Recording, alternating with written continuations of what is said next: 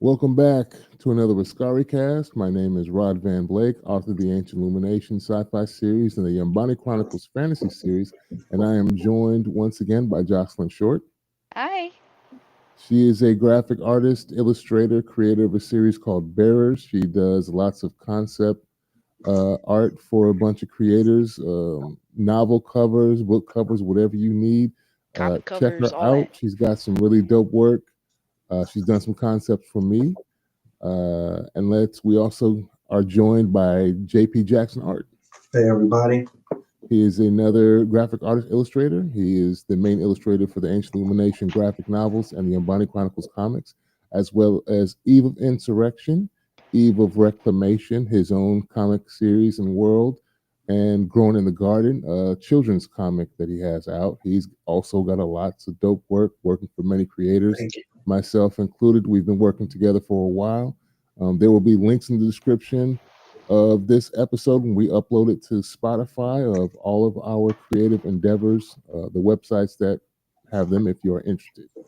Today, we are talking about Killer of Killers, the new Predator animation that's out on Disney Plus and Hulu. So, spoiler alert if you have not watched, um, it is a animated anthology that kind of fuses into one. We have three separate storylines in three different eras on Earth, if you're familiar with the Predator universe and the Aliens universe, which are two coinciding verses, if you will. The old school Predator movie with Arnold Schwarzenegger, Predator 2 with Danny Glover. We see the Predator in the city, and then the Alien versus Predator films, and most recently we had Prey, which happened in the 1700s on the northern plains of America, and we got to see some indigenous folks in America fighting against the Predator. Pretty cool. So this is the animated version. I liked it a lot, like a lot. This thing was dope. I've been seeing some people complain online because the woman protagonist in the first part of the anthology was whooping up on Vikings, but that it's the writers, Well, and they're wait a mad second, that but they beat. shield maidens were a thing. I don't quite understand what the problem is. They're upset because a woman won some fights. My Okay, thing where are is, we doing this it? is complete suspension of reality. There are aliens with advanced technology, cloaking technology, and if we're keeping it a buck, ain't nobody whooping them if this thing happens in real life. Nobody. None of us are I living. agree. No one's equipped. Like, No one's equipped. We It's Yeah, better in tech. real life we can go on YouTube right now and see videos of little drones blowing up uh, armored track vehicles and people in a war currently going on right now today. So if you had a full-on spaceship with cloaking ability and all the other technology that the predators come with and the size differential to humans, it's a wrap. These would be really quick films if we're doing reality. It'd be about 2 minutes long. They'd be blown up and the credits would roll. We should write something like that real quick just to be funny. Have some super advanced race come down and the movie's only like 5 minutes just because they just massacre the whole time. Um, but the action in these three stories, in my opinion, were great. The storylines in these three stories were very compelling. They were differing. So it wasn't like the same type of story each time. You have the first one is it's the title screen. It's in Earth in 841 AD, and that one is titled "The Shield," where you have Ursa and her son Anders on these like Viking longboats or ships, and she is going to try and get revenge on another chieftain. I'm assuming that ended up kind of forcing her to kill her dad, but not really. I think if you look at that scene, to me, the father really killed himself. Just had her hands on the blade because oh boy said, "You either die by my hand or you die by hers." And he was like, and if that happens, he was not only going to kill him, then she was going to get killed too. So the father, as what most fathers should do, he wants to sacrifice himself to save his daughter and let her live on.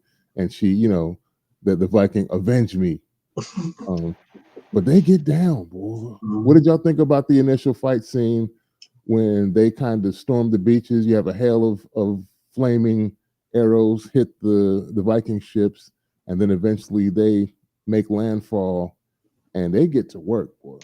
I was impressed. I mean, not because I thought any less of them. I just was impressed by the fact we saw beheadings immediately. I was like, I was like, okay, Yeah, I'm getting okay, into I know what time we on. Yeah, All right, listen, I agree with this. yeah, They about that work. They was never not gonna be about that work, and I'm just happy to see that they were about that work here. yeah, So I was very happy with the level of get it done that they were on. yeah. I was very happy with it, very pleased. Yeah.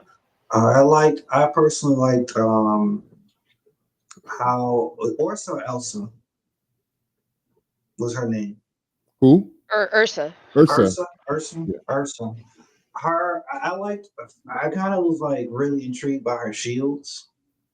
Yeah, with the cutouts, like Yeah, I was like, the how they half go? moon blades at the top of the Yes, shields. And instead yeah. of having a sword and shield, she basically just had two of She's them. dual them. She's throwing joint. She was like, I was confused. I'm like, how is she cutting up? Then I need to look at the edge of her shields. I'm like, oh, these aren't just normal shields. Yeah. These are loud like shields with blades on it. I'm like, this is crazy. It's She was awesome. cutting heads off. She was doing some things. It was Vikings. I mean, it was fighting. I mean, Yeah, I was in my element. I was like from the very beginning, they were putting work in, and it continued. Like they start killing, and they just it seemed like it was escalating. Like they found homeboy at the first settlement and tried to pump him for information, and he got the John at Anders, Ursa's son, like because she was given like she gave the explanation while they were on the boat, like let me tell you why we do this, and he's like, why do we kill, why do we fight? He was like, because our enemy is still alive. He's like, yeah, it's and revenge. sit down, son. Let me tell you about what happened to Grandpops, and runs through that whole scenario. They find old boy, tries to pump him for information. He, of course, tries to play tough. I don't know what it is with spitting. When you're tortured, you kind of spit at the person, ask you questions, and then he laughed. And then, of course, she put the axe on his leg and then grinded it until, Lumberjack. Boom. yeah, lumberjacked him. Yeah, she lumberjacked him and then, cranked it up so he gave up the goods on where he was and then tried to like hand it over to Anders, like, because she told him on the boat, I hope your spear finds blood tonight.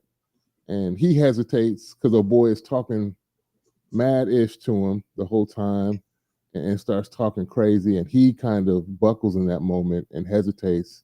And then Ursa lops my boy in half, full body. Mhm. Yep. Toasty, Mortal Kombat style. Just, I'm like, yo, I was like, oh, this is great. And then they find the stronghold where Zoran is, which that name is so funny. I know, what's the movie with Adam Sandler? Was that Zohan? Zohan. Yeah, Zohan. that's how when I heard Zoran, that kind of reminded me of that. Yeah. Zoltan or whatever it was. Hmm. Um, but yeah, that breach when she knocks on the initial door to the fortress, and then she's just kind of standing there with her head down and her two shields held, and then looks up, and they walk up on her like, "Yeah, what you finna do?" And she goes to work. The action and the fight choreography of this show was awesome. Um, yeah, she was breaking them fools down every which way, and just when you thought she was about to get beat down, the crew came through. Like it was like almost like they let her have that. Hmm. Like, yo, you go in there and go ahead and grab the first 30. I mean, you got Yeah. the first 30, and once if anything happens from that point, we'll jump in, and that's what happens. The crew comes through after she's getting almost overwhelmed, like she's got her shields up top and they're beating it down. The crew comes through and like get off her, and they start beating people down. Even Hmm. Anders, her And son, he helped. even at the last moment gets his. He gives a little, almost looked like a Roman salute to me because he had the fist to the chest thing after he stabbed old boy and knocked him out. Yeah, yeah. It was dope though. It was. I rewatched it today, I'll probably rewatch it again and again. I've got Mhm. a friend of mine in St. Louis. Shouts out to Lorenzo.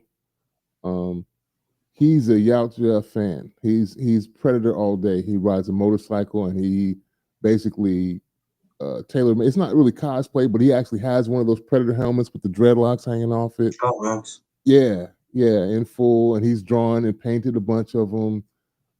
They were getting down, and I also like the way they show the predators in each scenario, kind of just observing at first, like let's see who's who here, which ones are the big dogs that I really need to take care of, and I'm gonna let this kind of see how it works out. Yeah, I had to be reminded of that dynamic. Just because it's always for me. I feel like I'm not watching Predator. I mean, I watch everything Predator comes out, but I have to remember, like, oh, right, they have to see who's the apex, and then they gonna take them out. Yeah, So it was like I said, like you were saying, it was really awesome to just see them lurk, and I'm like, all right, when's he gonna come out? When's he gonna come? When's he gonna reveal himself? yeah, and we also get to see three variations on the Yautja. Um, That's their race. That's the name of their race. yeah, Okay, didn't know that. I learned yeah. something fast. Yeah, this big kind of hulking. I've never seen that like energy shield that seemed to give like a sonic blast. That was given like a gauntlet punch, like a gauntlet Yeah. fist. They got a sonic little boom at the end. It was like Yeah. felt like he had a uber powered brass knuckle, Yeah. Yeah, uber powered glove. the action was already impressive when it was just a Viking on Viking fight. We Mhm. have the final confrontation between Ursa and Zoran, and she's like, "Hear me," and she's listing off all her titles, and my boy's like, "Who?" It was almost like a Star Lord moment right there. I'm Mhm. Star Lord, and like, who? Like, come on, man. You know who I am. They He call don't me remember Stormbreaker. you. He's like, I don't know you. And then he's like, oh yeah, I do remember you. And he gets to talking crazy, and finally, Anders finds his Viking spirit and cuts homie's head off, and it surprises seemingly everybody.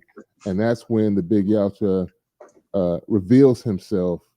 And oh my goodness, this is why in like real life, this is the way a majority of the fight would go. My boy is Mortal Kombat fatality and multiple people at once. So fast. Yeah, It So was fast. there Multiple. was one woman who had like branches. I was those like, antlers. Those were and those antlers. are antlers. I was Yeah, dying laughing. Branches. Her trying to cut him, like she looked like she cut him with it, and then yeah, she threw her, It was crazy. I just started to obliterated. feel like moments like these. Like I understand that they're warriors, and their thing is that they're gonna fight back no matter what. But at some point, I'm like, yo, he's murking y'all real fast. Like you, at Too some point, you fast. got to think that like the smarter thing to do would be like, okay, maybe we should dip. Like maybe we should go ahead and go. But I'm like, it's happening way too fast, y'all. Like y'all got to slow down. Like, Oh come my back, god. regroup. No, Valhalla. Yeah, and We then to gotta go see, out in the blaze of glory, Valhalla. Gotta do what yeah, you and gotta do. exactly. And I get it. I get it. And then your girl that like, when she started going, that she was having her whole moment, her that whole sequence and everything, you know, like I was like, she is a badass. That's correct. But this also feels like plot armor because, like you said, Rod, there's no way.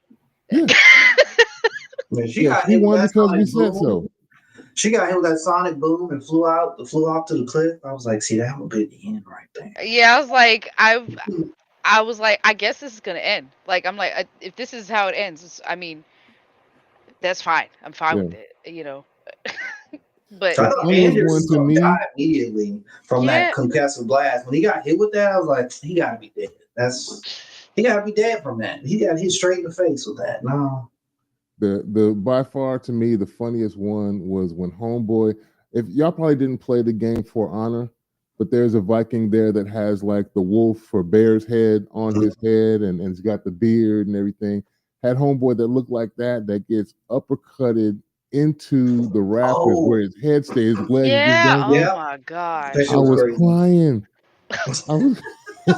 That's the I was military in me, crying. the morbid I guess comedy or the morbid sense of humor. I was rolling. I was like, oh goodness, like yeah, somebody would have ran for the hills when you see that. When homeboy That got was a wrap. yeah, That's he what I'm got saying. I'm like, you guys should leave. You guys should y'all should go. Like what did y'all saw that? yeah, Why would you continue on? Like what do you think is going on here? yeah, what do you think you're going to do? What yeah. tools do you have? Anders Hey, is the first one is like the almost the second to last to get blasted with it, and that's why it makes sense for Ursa because that's her baby. So she's gonna fight, and then she gets sonic boomed out of the the fortress, clear out. Then it falls down the mountain, blast out of the and we have this fight where she goes into the frozen sea and then makes her way.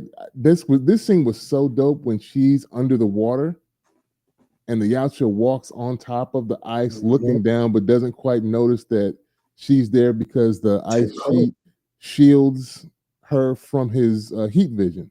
It's So cold. because She's cold. Body temperature's low. I was I like, think that part was very interesting to me just mhm. because, even like she was under ice and the water's so cold, but she still has so much movement, but still for her to be that cold where her heat can't be picked up at all. I'm like, I don't know. To me that looked like damn, this lady got fight in her. Like her blood is barely pumping for it to be that cold and her heat's not registering at all for the predator, you know. and she I snuck some moxie. I don't know if you noticed that Yeah, there was a yeah. small air pocket in between the ice and the water, and that's why when she initially goes up against the ice, you see her press her lips up to Yep. get this little pocket of air so that she could breathe for a little bit and then keep moving and wait for a chance to come out. Um, and it's all, and that's the other thing. It's like there's a combination. I think the formula of the predator fights against human. It's usually they're at a supreme advantage technologically. There's a Mhm. mix of humans not giving up and ingenuity, and I think a vast part of arrogance on the part of the predators because that's the only way they can lose. Like if they took everybody super serious the entire time and didn't get arrogant because they had so much of an advantage, they would just, and even like I said, to be real, even with that, they should win. Uh, maybe I'm thinking like 98 out of 100 times the Predator wins, and through these films, we just getting to see them two ones that would never ever really happen. And that's what we get to see. Um, but that fight scene with her and then him underwater was dope. He basically killed himself with that last blast, and she got ejected out of the water by the force of his sonic weapon, and he ended up going backwards, and I guess the anchor popped Yeah. through his head. And she climbs out and goes back to her son, Anders, who dies in her arms. And then the scene kind of, I don't know if there's not really a screen wipe, but It's a cross. It's dissolved. yeah, It the dissolves. environment around her dissolves. And Mhm. then you see she's on a ship and she's got the black collar with the red lights on her. And then we fade into Japan. So we got the shield, and now we go to the sword in 1609. This was a cool, like I said, these stories were so different. They were. I would make the argument this was an anthology. This was just one film that had 3 acts. Yeah. Yes. Because I thought when I heard about it, oh, it was an anthology. But this was everything, where like when they showed her and on the ship, and then they go into his story, I was like, oh, there's a connection here. Yeah. I'm like, where are we going with this? Yeah. What's Yeah. gonna happen? And they keep it going. Yeah, They all are very cohesive. And I was wondering if we were going to we did at the end, we get an explanation as to how we have people 700 and something years and then another 300 and something years for the third story apart in the timeline as far as our planet goes. Like, how can we have these three all in the same world? And we find out later how that happens. But yeah, they go on to, we see the ship she's captured, and then they immediately flash to Japan in 1609, and we get these two young warriors in training under brothers. one of the vassals, one of the samurai lords, and his his dress, and they're kind of play fighting with sticks and the leaves. I was kind of reminded of Ghost of Tsushima when I seen the golden leaves falling on the ground and them kind of playing the wind, playing with the atmosphere. They're brothers, I assume, or if not Yeah. brothers, they're very closely related. But to me, it seemed like they were brothers. He Yeah. Did you said get they were this? brothers. Yeah. Yep. Did you get the sense that that was their father?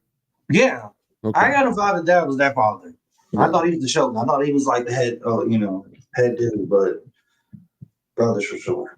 Yeah, they were playing initially, and then you say he wasn't about to play when they kind of got a feeling that there was some presence behind them. They turn around and homeboy is standing there, and then they both stop, turn around and bow, and then the next scene you see them, instead of the sticks, they're each holding real swords facing each other. My boy takes the even this reminded me of Ghost of Tsushima because the helmet is black with the two antlers on top of it.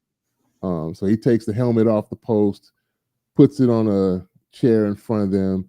Basically, all right, y'all got to shoot the fair one with the sword to see who gets the honor of wearing this helmet next.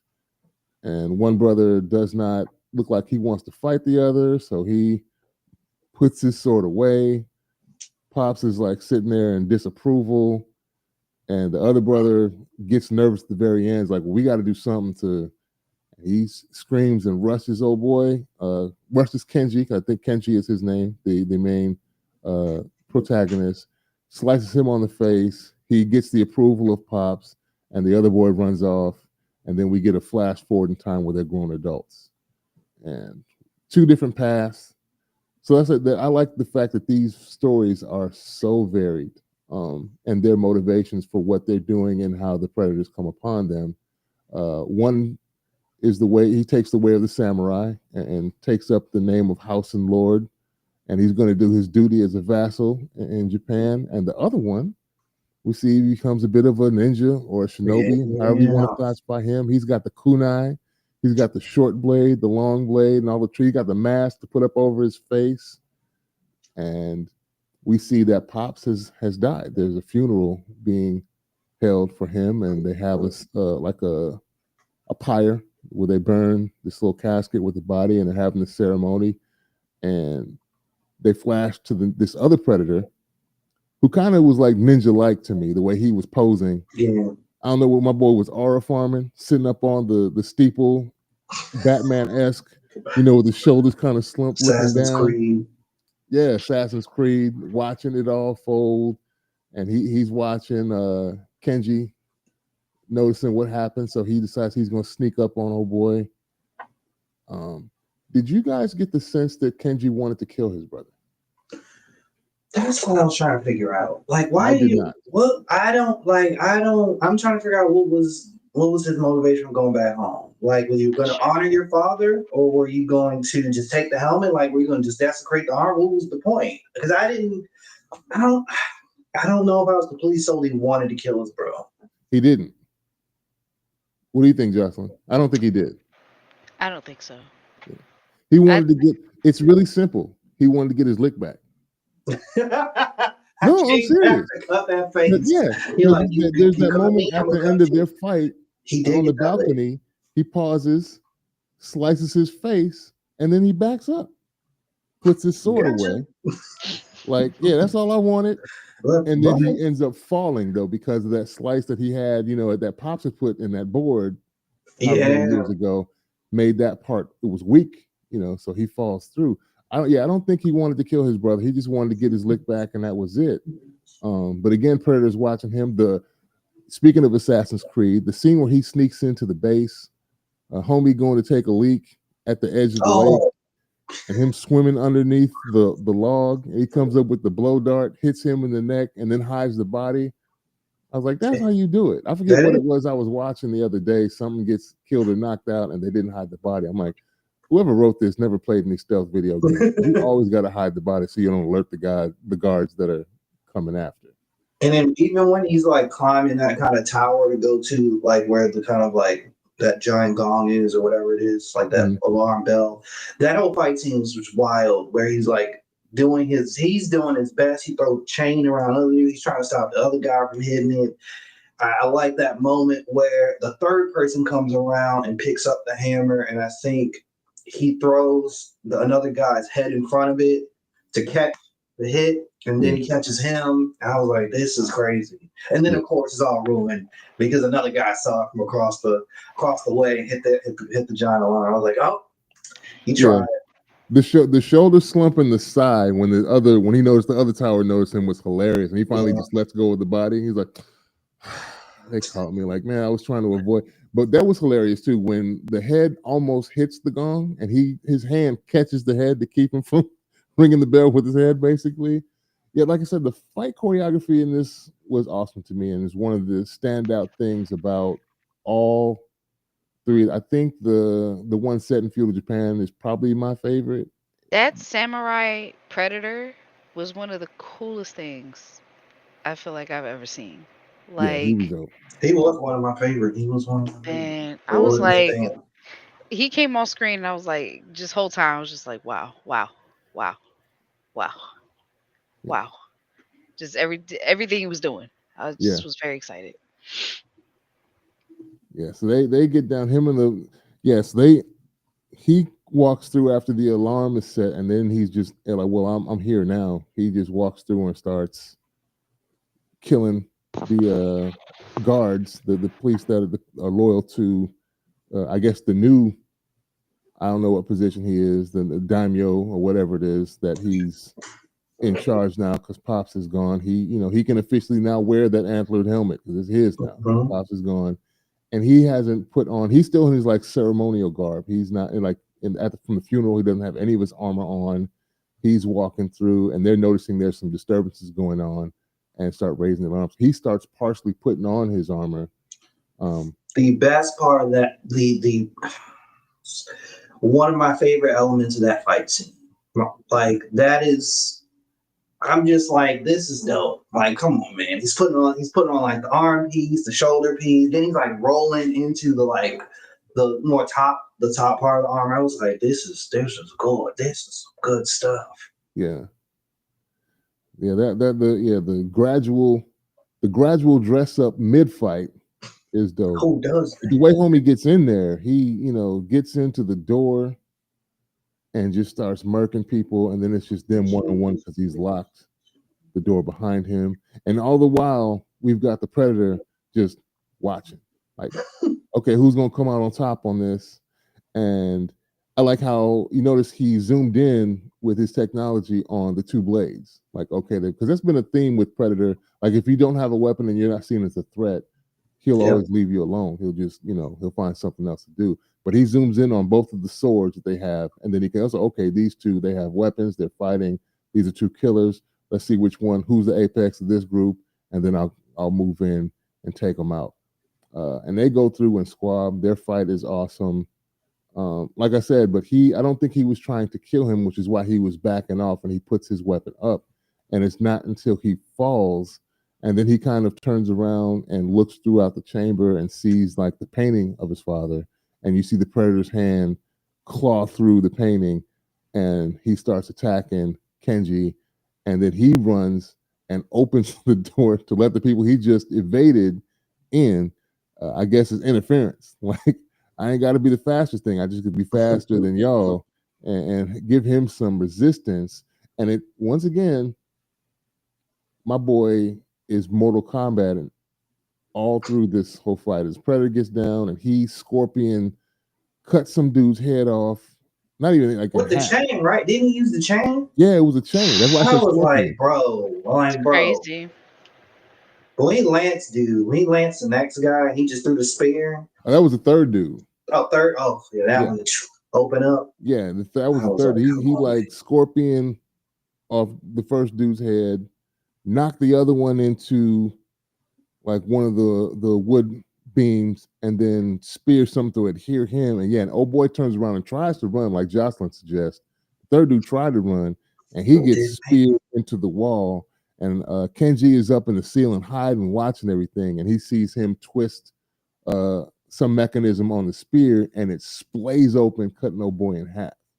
And then the funny thing, he puts his mask up like that's gonna hide him. Not knowing. I kind of laughed when he did that.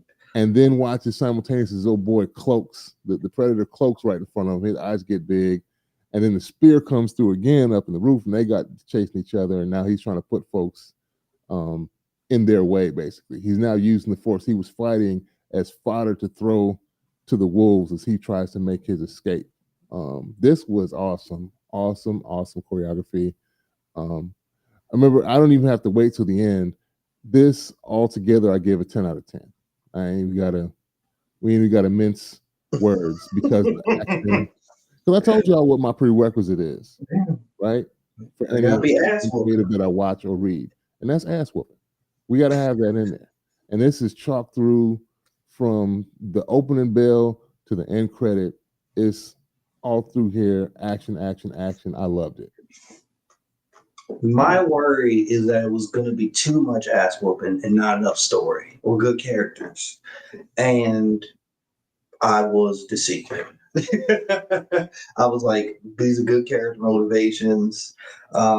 It's even really nice to see like with the situation with the brothers and like as Kenji is escaping and fleeing from the predator and he kind of gets the jump on him where he's like hanging from they're like running across the rooftops and then he kind of like falls and hides and stabs him in the foot. They fall off. And then we get this like pleasant reveal that like the brother's clearly not dead. Yeah. And then now they're fighting side by side. And I was like, ooh, yes. Yeah. Also, in that scene that you mentioned, how the predator, I'm like, how tough are these things, man? Like homeboy took a kunai to the foot, and he is not missing a step chasing homie on the rooftops. After that, he just reached up, stabbed you full on. I think about when I stubbed my damn toe, and my boy takes kunai through the foot. Go ahead, Jocelyn. I was gonna say, I mean, I feel like that's a testament to like, or I don't know about testament is the right word, but I think that speaks to like the predator taking time to like watch and see if these are truly like the killers I want to be like seeking out, you know, like them. They, I feel like the predators really be like, will they get into the salty spittoon? Like, like the people I'm watching, will they make it in? I don't know. Okay, but yeah, him taking the kunai to the foot like that, the brother literally getting the blades, the predator blades, and his some long blades, by the way. I was like, when he got hit, snap, that went through. It was yeah. It's they crazy. They cut to the other side with Kenji kind of looking back behind him to see what happens. Like, oh yeah, they gonna leave a mark. You know, and so I think they're definitely worthy for sure. Like they not going to Weenie Hut Juniors. They're in the salty spittoon.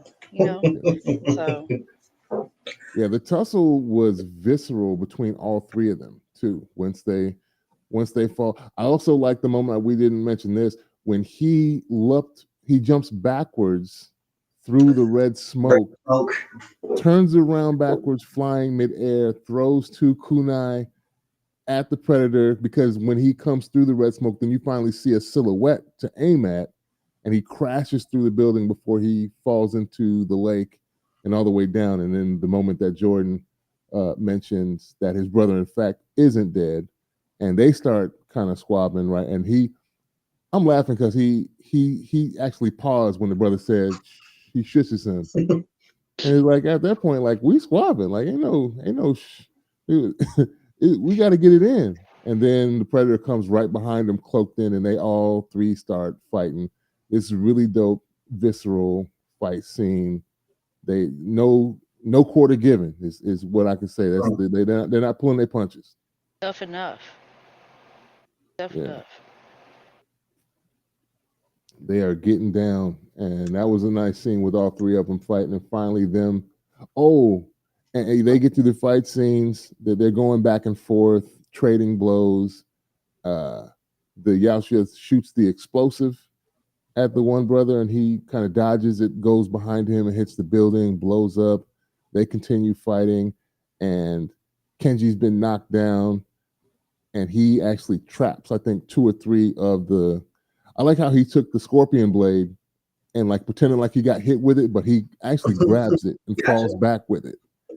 Attaches the explosives, and he noticed, he attached them to the blade, and as he pulls it back, blows the predator up, and he hits a tree. He's still cloaked, but there's like a green blood splatter silhouette sitting there on the tree, and you don't know that he's not dead really until I guess they see the leaf fall. But at that moment, they make it seem like the two brothers are going to restart the fight that they initially started. And they're kind of circling each other. They both grab each other's blades. They nod. I'm like, okay, like we got unfinished business. We're going to keep this going. And they do the traditional slash at each other, but they're actually both slashing him, and they cut him in half, and then the brother collapses. And as Kenji is grieving, the environment once again dissolves, and we see him now on the spaceship with the collar. And you don't see the collar of the other person they reveal, but you see the two dog tags as he's leaning forward. And now we're going to flash into Florida, 1941. We got a young Hispanic brother that Torres is driving old G car, watching this crop duster plane do its thing. I guess he's dreaming of flying, and then the engine goes out, and Pops shows up to try and help him figure out what's wrong with the car. Like I said, this is so dope that this were like three very different motivations of the characters, very different storylines. In addition to the eras being different from all three, but they kind of seamlessly blended together. It was really dope. I like the different viewpoints. I liked, like you said, the different motivations for each person. But I like it's three different brands of fighters. Yes. I feel. Yep. Yeah. I really liked how you had one who was like truly offensive, like one who was like headstrong, head first, like kill first, ask no questions ever. Like that was the first one. And then the second one is a samurai, but it's kind of like the samurai is about his business, but is more kind of almost pacifist in his approach. Like, I'm really not trying to kill you. But I'm going to handle my business. And the third one is like, he has to prove he's capable, and self-sufficient as a fighter, but also as a strategist. Yeah.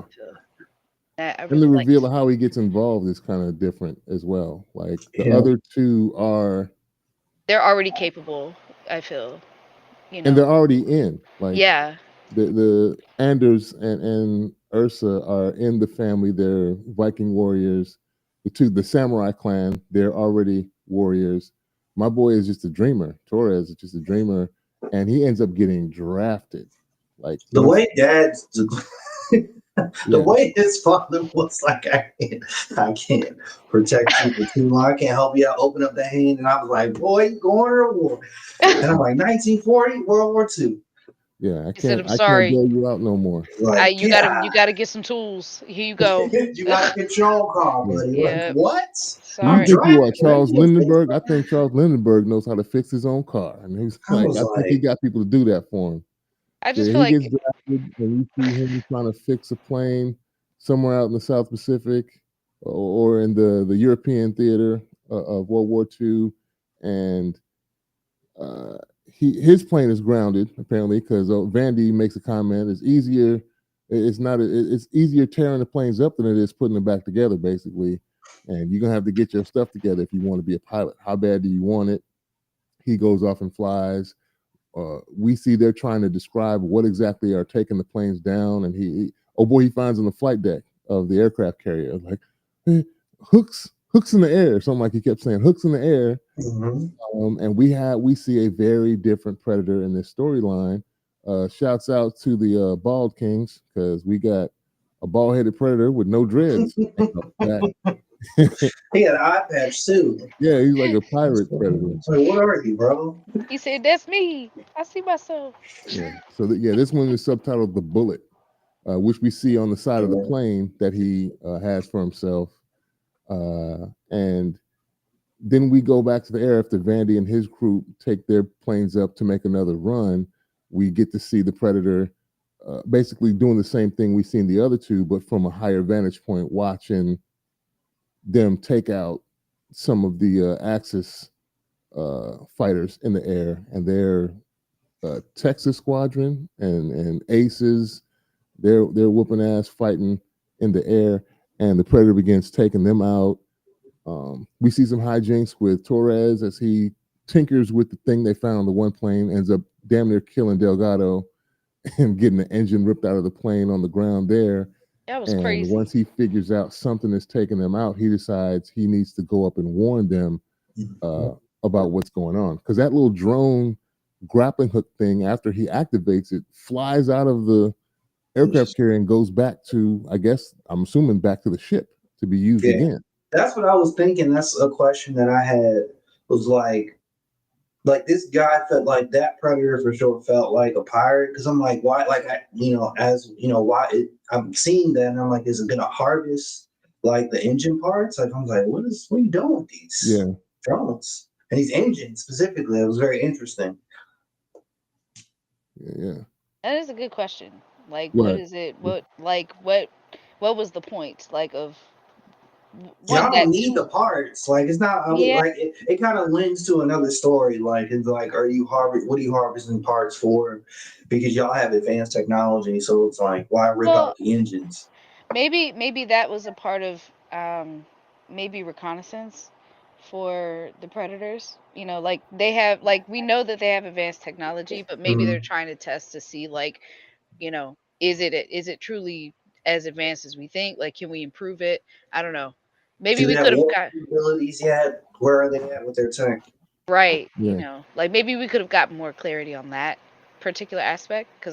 But my only thought when the thing like gutted that engine and like yanked it out, I was like, oh no. Because the was just because like I guess his chief officer, whoever the guy above him, was like, I need this engine fixed when we get back. Yeah, make sure it's running when I get back. Yeah, and then that happened. I was like, oh no. it was a lot of oh no's. Yeah. I don't think that he was gauging anything. I think he was literally, because of the way our technology worked, I think it realized that once you take that out of the plane is useless. Like, especially in the air. I think he was just snatched. He wasn't taking it to keep it. He was just taking it to trying disable. To destabilize. Yeah, just disable the vehicle, and now you can't fly, and you out of the fight. Yeah. So Torres. Go ahead. Maybe I was gonna say maybe the engines were another thing that shows up on the heat detectors. That's true too. That is true, because later on we see Torres recognize that that's what it sees. Yeah, so maybe anything that predators detect as heat, you know, is like, oh, heat means life source means something we can kill. Yeah. So. Yeah, I think it was just a way of him to keep track of where they were, because that's where Torres gets. Like I said, this usually is a part of it, the ingenuity, and Torres recognized that the heat was what it was attracted to, and why he encouraged him and Vandy to climb. And then he turns his engine off so that the higher altitude cools the engine down. And then as they shut the engines off, the heat signature is lower, and it makes them almost invisible to the Predator. And then they switched and fell down. And he ends up getting through and turning it back on afterwards. The chase scene through the city after everybody but he is dead. The chase theme through the enemy fire, because he's basically, there's a naval battle going on where fire is going back and forth with heavy artillery, and my man is flying through that back and forth, hoping to catch the Predator in the crossfire, and it works initially. How did y'all feel when homie came up out the water? I was like, well, we're watching a Predator movie, so he gonna come back. I was like, oh man, it's not over. Yeah. I was like, we have Predator Godzilla on our hands. Yeah. That's what we have. It's back. The music, going through, and he gets chased there. He ends up using the heated part up of his engine after he's like, thanks, Pop. He floods the engine with fuel, turns it into a ball of flame after he gets harpooned by the predator, and then jumps out the plane. And basically that's how he wins his 1v1 in the air against the bald predator.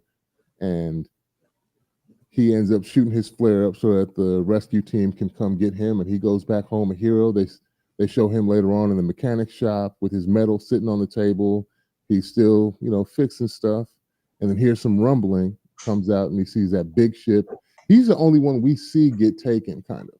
Yeah. Like everybody else just shows up in the ship. He's the only one we see, like the light flash down. They take him. He wakes up in the containment pod, or whatever. They hit with that cryo sleep.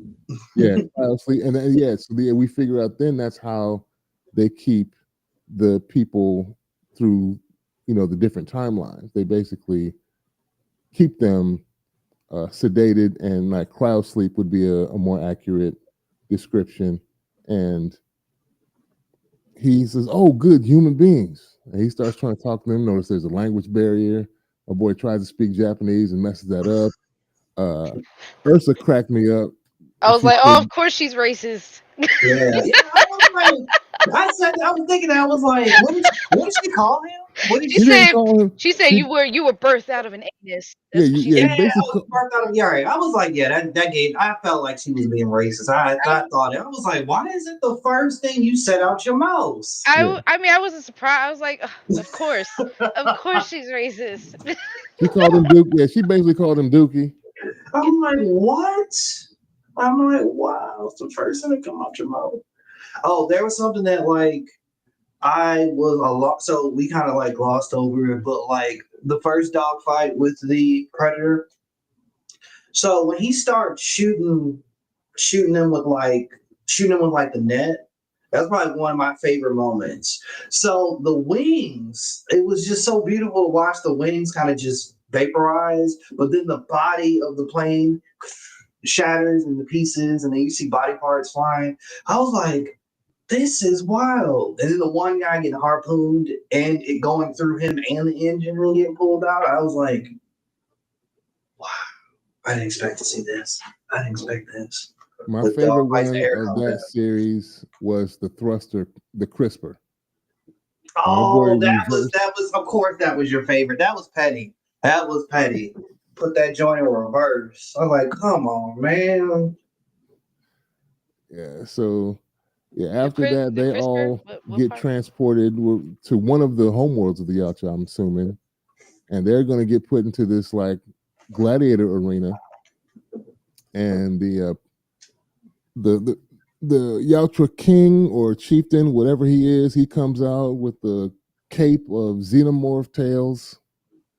That's what that was? Yeah, those were xenomorph tails. Strung along his back, and some ribs and something else poking out. And he's like, yeah, you all fight to the death, and the winner will get the pleasure to face me.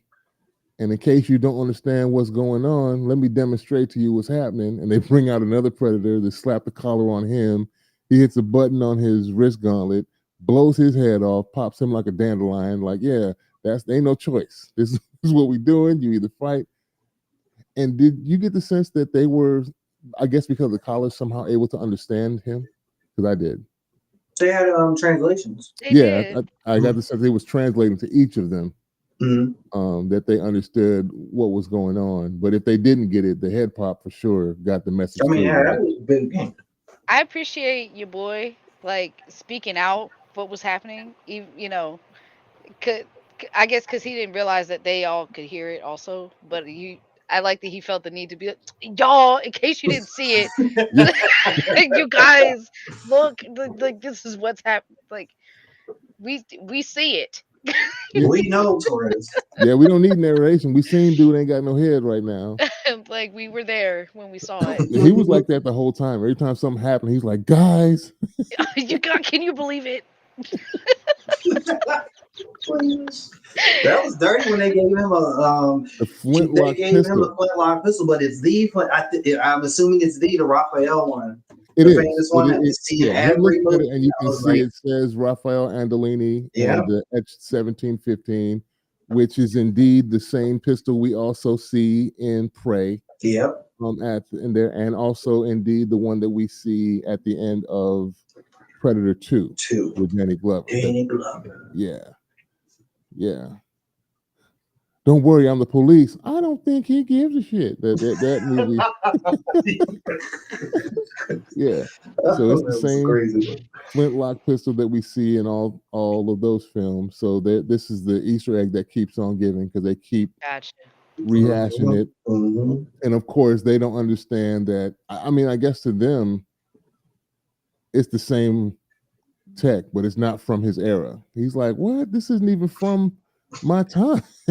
That was so funny because also it's also disrespectful It is because very, yeah, like it's disrespectful because like the predators they know what is of an era because they've been watching all of these dudes, they've been watching everyone, so they yeah. know.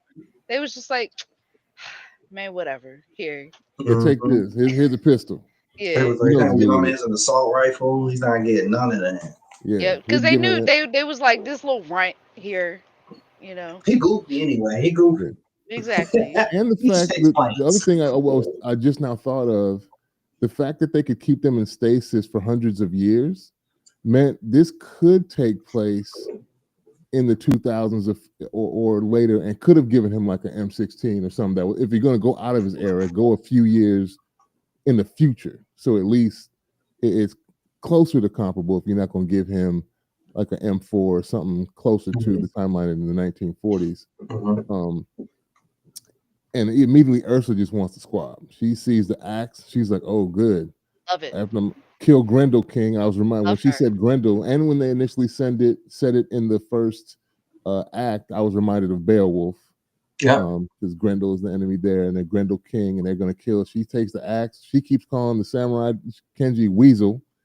She's like, "You dance like a weasel." She's like, and initially she just goes after Torres first because he's still trying to figure stuff out, and Kenji stops her from killing him, Mhm. and she's like, "Congratulations, you just volunteered to go first." Like, she starts getting with the business, and I guess they weren't moving fast enough for the Yacha King because he, of course, is. This reminded me of Return of the Jedi and the Rancors. He hits a button and they're opening up this other massive door, and out crawls this huge beast on a chain. Which I don't know why they have him on a leash. Like anything that size could be controlled by a leash, and one Right. predator, because he treats him like a Scooby snack immediately. Just swipes him up the side and gulps him up in the middle of the air, snaps him up, and comes. And they realize they got bigger problems. She thinks that Torres is dead and says, "Well, he's not with my son." So they start fighting this thing. And he's alive. This was interesting that he was still alive. I don't think he was quite in the gullet, like he wasn't in the stomach, or something would be. He's just in the throat area. I will say I did think this was very interesting just because I feel like there's a lot of moments in the show that have plot armor, but the fact that he was in that beast and a lot of the predators, they've got the green goo, which is acid. It is acid, and like every it's not. I was gonna. That's xenomorphs. Their Xenomorphs, blood's green acid, acidic. yeah, Yeah, yeah. See, they got blood, Oh, acidic blood, but for some reason, the predators also have green blood. yeah. But okay. he I thought the green blood. predator's blood was also acidic, but it's No. it's the no. You're right. You're right. Okay, never mind. You're right. I forgot. It's been okay. It's been a Yeah, minute since I've xenomorphs seen It's blood. Alien okay. versus Predator. It's okay. Yeah, yeah. My bad. You're Yeah, right. that was dope. Continue. But yeah, the arm that had been lopped off from the predator happened to have the gauntlet, and he figured out how to, unretract the blade inside of it and start stabbing it from the inside, while the two homies, Kenji and Ursa, are doing their thing on the outside. Going to So town. they're going to town. The poor little rancor like beast is just getting it from everywhere. They end up killing him, and they bring out this little predator tractor to That's scoop the crazy. carcass off the field. And he's like, nobody obviously can hear him. He's like, "Hey guys, I'm still in here." They should have shown how he got out, though. I mean, I'm assuming he cut his way out somehow. I think Yeah. there should have been a little more viscera all over him if he had cut his way out. Also interesting that the beast had similar features outwardly as a predator, but its blood was in fact red and not green when he was It was red. Forgot about chopping that. stuff up. And when they were on the outside, you could see the blood was red. Yeah. When Ursa she sliced him open with the shield, it was red blood. Also, it was very interesting to see the parallel, how she kind of sees Torres as her son, like that, because she saves him during the fight. I think it was the fight with Kenji, or does something to kind of like stop her from getting hurt, and then she's I like, loved it. I'm sorry. Go ahead. no, go ahead. And you see that kind of like relationship being reflected, where like Yeah. everyone's like family in a way. Yeah, I like that it just took one moment for her to see from Torres that like, oh, okay, like we're on the same side. Like it just was that one like literally it was that or that it was that where she was like, oh, I see. We don't need we're not he not they not trying to fight. He not trying to fight, yeah. So it's like, okay. Oh, that's my son. Like I love it. That moment she was just like, my son. They became her boys My later on. They're my babies, boys. my I'm Yeah, like, oh, family. yeah, They've been replaced. They're mine now. yeah. She's like, my boys will get away. My Yeah. sons. So they quickly hatch a plan to take the ship of the Yautja King and get away and almost get away with it. So they get harpooned. Um, they fight their way to him. They were beating the brakes off of him for a hot moment. It was kind of amazing how they went up there on the little speeder bike thing, and he threw like an axe or something through the speeder bike, like knocked yeah, them all off. oh yeah. He shut that whole thing down. I was like, dang. He I got like to that. working. I liked. It's a small thing, but I really like that Torres called the little speeder bike girl.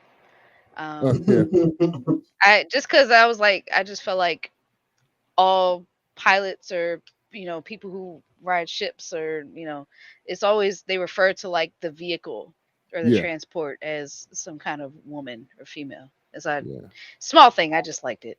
Okay. yeah. Once Continue. again, for the climactic fight between the Yautja King and all three of our protagonists, the fight choreography was super dope.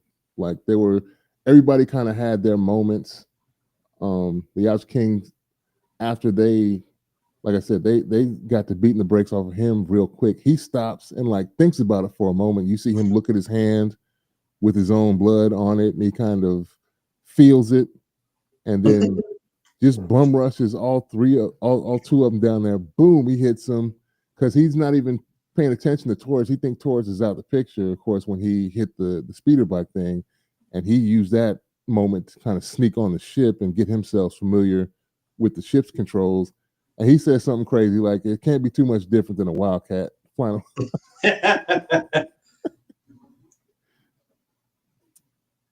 This was an excellent uh, animation. The action was chef's kiss to me in all aspects. The storylines and how they merged them all together was sublime. I really liked the way they put that together. The animation and art style itself was very interesting.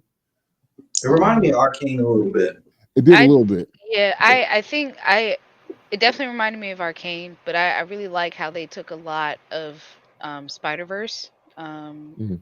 animation wise, like Mhm. especially like the almost stop motion feel a little bit Okay. of like the missing frames and then like some of the explosions, like how the explosions felt more cartoony than it Yeah, was like the so it conch. seemed more hand drawn for sure. Yeah, yeah, I really liked it, and I felt like it was really effective. Yeah. It was a lot of action, like for the action sequences to be so good. And I felt like that those missing frames, like that joltedness, kind of Hmm. helped, like just those fight sequences, like really sing. Yeah. Mhm. Agreed. Yeah. Agreed. So they end up making it onto the ship. The ship gets harpooned, and after it gets harpooned, Ursa realizes that they're not going to get away and decides that she's going to sacrifice herself in order to let her new boys escape. Oh, and when Kenji gets his arms chopped Yeah. clean off, Oh, Yeah, I forgot about that. That was Uh, rough. I was like, whoa, I wait. was like, oh my goodness. Like, dang. I mean, I appreciated it. I was like, listen, if they can't, they're gonna get away, but I'm glad they didn't get away scot free. You know Yeah, what I'm no, you saying? walking over, but you limping back. Like, no, Yeah, I was Oh like, my God. listen, it can't be they get out fully unscathed here. unscathed. No, not at all. Yeah. And so she decides to drop down, and she turns around and tells them, "Do not avenge me." She like, I'm doing this specifically so y'all can leave, because she believes she's supposed to die in battle. That's why she didn't want Mm-hmm. to be executed by via the neck collar thing. She was like, no, I'm supposed to die in battle. And she slides down the chain, slams the predator technology shield into the harpoon mechanism, blows that thing up, and then they ride off. And you see the predators gathering themselves. They're holding her hostage. Like, you don't see them kill her, and they're like, "All right, let's hunt." So they're gonna, a whole bunch of ships take off. They're gonna be in pursuit of Kenji and Torres as they try and make their way. Which is funny to me, because like, they don't know where they're going, they don't know where they're at, and this is much farther distance than being here on Earth in a plane. They're in space somewhere. Um, and so they're leaving an opening for this to continue. And not only that, after the title screen pops up, we see Ursa once again in stasis, and she floats by a bunch of different stasis pods, and we see Naru from Prey, Great. I was the very last happy to one. see There her. were two that are shown before that, but I wasn't sure who that was. There was like kind of a Caucasian, a white looking dude. After there's an Okay. alien. I couldn't. It was kind of foggy, so I couldn't see if that was supposed to be Dutch, Arnold Schwarzenegger's character. Oh, wow. Okay. But I couldn't really see a clear vision of who that was. So I don't know. It could have been. And so that means everybody that wins a 1v1 gets captured, Yeah. Okay, and I then didn't put know. in stasis to be preserved for another fight later on. From the books and the comics, we kind of learned that they collect DNA from various species to kind of help them evolve themselves. So maybe they're doing that in addition to collecting the killer of killers and the best of the best warriors that they encounter throughout their travels throughout the galaxy. So we learn about that. Um, Dope. Like I said, to me, as animation goes, this was a 10 out of 10 for me. What do y'all think? No, I love this. I enjoyed this a lot. Um, I didn't know what to expect. I mean, I figured it was gonna be good, or at least I was gonna like it because Yeah, I like Predator yeah, as a character, and as a group. Like I like the Predators, so I was like, whenever stuff is made about them, it tends to do that group and those characters justice. So I was like, I I didn't doubt that I wasn't going to like it. yeah, Um, and I wasn't disappointed. I was watching this and I was like, this is amazing. This is yeah, really really good. Like yeah. I'm very pleased. And so for me, Brian, I'm gonna give it a 10 out of 10 too, just because, like I said earlier, I, I'm the type of person like I want to see good story and action. And Yeah. so when I noticed that like they were working with the same theme, character motivations and themes, and how they kind of brought everything together, I was like, this is like a very solid story, and the characters are very well rounded. They make sense. They all have a presence on the screen. Like I said, the action was really awesome. And then I also like the callbacks to previous Predator films. So we got to see the gun, and then we got the other character from Prey. So I was like, y'all knocked it out of the park. And animation was dope. I wasn't worried about that. I knew the animation was gonna be good. I wasn't worried about that. Yeah. But I was like, just give me a good story and action, and I'm like, we're in. So that was solid. I would love to see a continuation of this. Yeah. And there was another element that I really enjoyed with them answering questions about like, how are y'all taking people and how are you storing them? Because it makes you think of like when we watched the movie The Predators or The Predator, where they actually drop, where they're like all free falling out the The sky and airdrop them? like, Yeah. yeah, they was airdropping them into a planet, and we don't like. That's another thing. I feel like that's one of the first films where we see them kidnapping people, humans, and bringing them to another planet. So Yeah. it's like that's one of my favorite films. So it's nice that we get to see more context. So like, okay, so y'all are cryo sleeping people, Yeah. taking them, dropping off planets for sport. And also it was good to see us on a different planet, like on their planet or one of their planets, and Mhm. actually having them have humans duke it out. So I was like, okay, this is just extra more things to the universe that we can see in an animation or film version. So it was really nice. Yeah. Well, for me, like nothing. Usually, one of the three things falls short, right? And Mhm. here that didn't happen. Like everybody got their shine. The animation was dope. The story was dope, and the action scenes were impeccable. Like so, never mind. Like keep in mind that this is supposed to be a suspension of reality for anybody complaining about how things played out. It played out the way it was because that's the way they wanted to play out. It's not like this is like the dumb 100 men versus gorilla argument. Like we don't know what would happen. That's what we think would happen. Like they I mean, this roll is it. more believable than 100 people for. That's more believable. A fighting predator is more believable than 100 people versus a gorilla. It's just so outlandish. It's ridiculous. Um, you could. I think you probably have a better chance against a gorilla than you do a predator. So to be honest, because with the Okay. technology, the cloaking, the Yeah, knowledge of our movements, being able to Gorillas can't do all that stuff. they yeah, can't. invisible while they can It's literally still watch you ridiculous walk though. around. They Um, got hops. That's it. They got yeah, hops. They got hops and smashes. They got yeah, hops. They got extra strength. But he's like, yeah, but Yeah, 100 people can take them. But it's still ridiculous. Man. We yeah, don't need 100. yeah. You don't need 100 people on a gorilla. It's yeah. absurd. Yeah, that this was dope though. The and like you said, the call outs to everything, and the door left open to continue it because now they can just have a whole line of these stories that they can continue to gather other killers that they deem worthy, and maybe we even get other alien species that they deem worthy, and get a mashup of like everything. Just continue it, keep it going down the line. This is like never ending fodder for creative stories that could just keep going and going and going. It's nice. Um, yeah, this was dope. Any other things to add before we sign off? Got a quick question. Yeah, How would you feel if they continued this in a live action adaptation?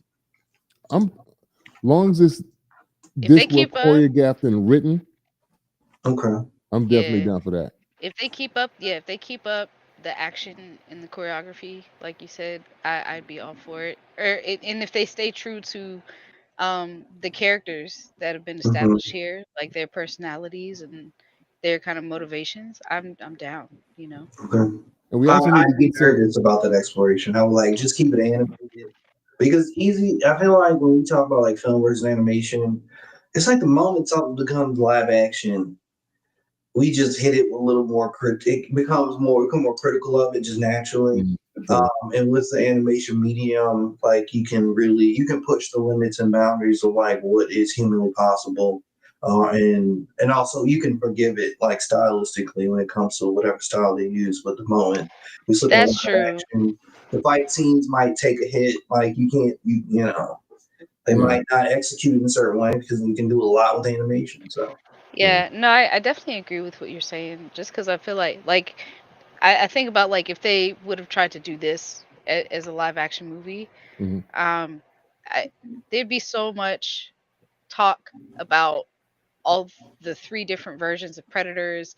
Like it would have gotten it's like the person you were telling me offline about who was critiquing this like I feel like that type of commentary would have been like 1,000 times worse yeah. if it was live action. I mean, they've already critiqued the live action trailer for it's the it, new one about to come out because they mad about my boy's hairline and dreads. So and that's what irritates me. It's like, bro, they been had dreads. Like, if we're gonna be honest, like predators didn't just become black. Like, literally, the subtext has been there. They like literally aliens with whole locks. I'm like, where do locks come from? Where do you think that happened? Like, they just humanize a little more. So, which they yeah, don't he is a really little more need yeah. to.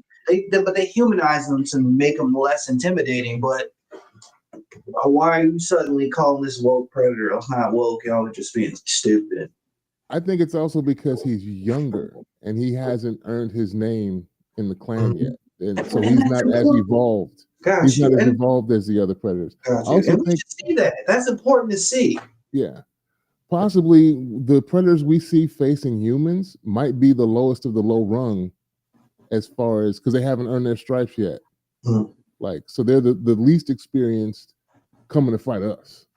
I mean, you got basically they grew the aliens on purpose as practice. Just a fight. That's wild to me. And so you think one or two of the aliens by themselves take out a bunch of us. So yeah, we're practice, homie. Like, so the ones that we're seeing come to practice against us haven't made it to the level of the higher ups yet. So they may not be as developed facially, or maybe they have. Maybe I don't know how fast they do the gene splicing to help them evolve, but maybe he hasn't had his predator steroids yet for the the DNA evolution. So I don't know, but this was dope.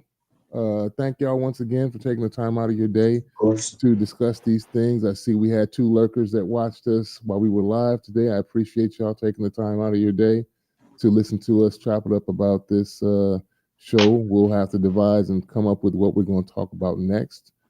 As I stated at the beginning, there will be links in the description of our Spotify episode to all of our websites. You can check out our creative endeavors. I appreciate y'all, and we will talk to y'all next time. See y'all. Peace. Peace.